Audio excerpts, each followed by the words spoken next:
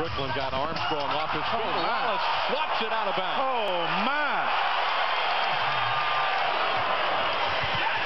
Man. Driving around Jones, and a batted block by Wallace.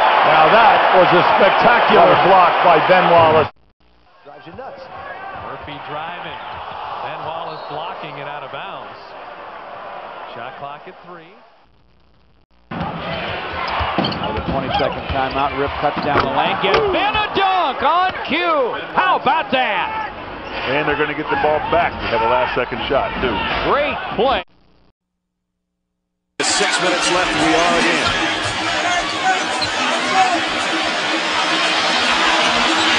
Rasheed Wallace right in Jermaine O'Neal's grill. Now he goes, and Ben Wallace sends it back. Block number 18. Timeout. 5:50 remaining